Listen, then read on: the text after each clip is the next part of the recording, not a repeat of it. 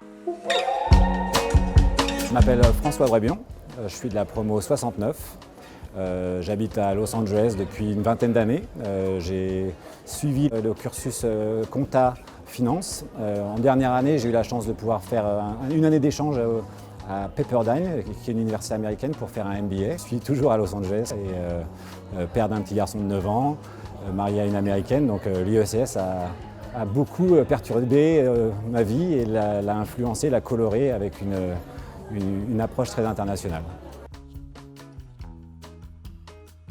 J'ai la première fois et la dernière fois d'ailleurs dans ma vie où j'ai fait du théâtre et je mesure 1,95 m et si vous pouvez le croire, c'était moi qui étais le Père Noël, donc qui incarnait Junio. Donc c'était une expérience incroyable de performer en face d'une audience de 300 personnes. Même à ce jour, je ne pense pas que je serais capable de le refaire. Donc une histoire assez rigolote. Mon projet d'entrepreneuriat pendant mon MBA était un projet de monter une franchise de crêperie aux États-Unis.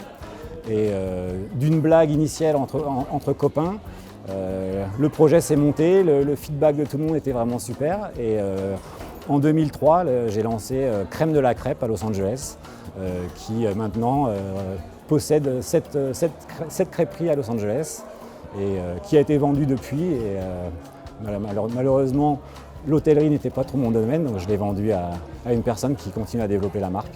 Comme quoi tous les projets d'entreprise, même d'école, peuvent mener à quelque chose d'intéressant.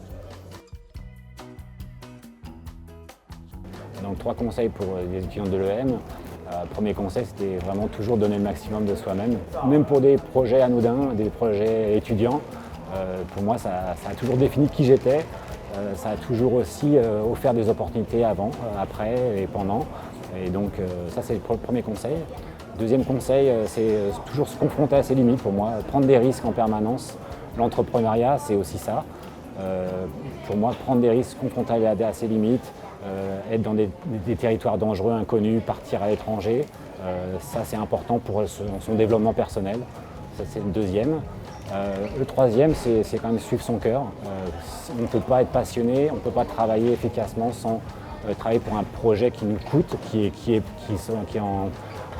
épouse nos valeurs. Donc pour moi, j'ai toujours essayé de travailler pour des domaines qui m'étaient chers et toujours faire le maximum.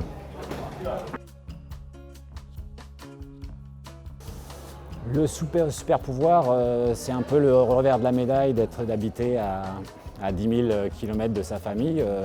C'est vrai que ça crée un manque régulièrement d'être loin des siens, loin des proches, loin des amis.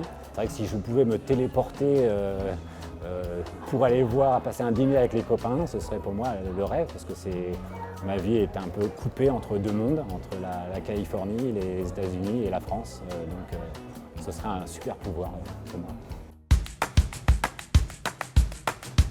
Ah, crêpe au Nutella, crêpe au Nutella.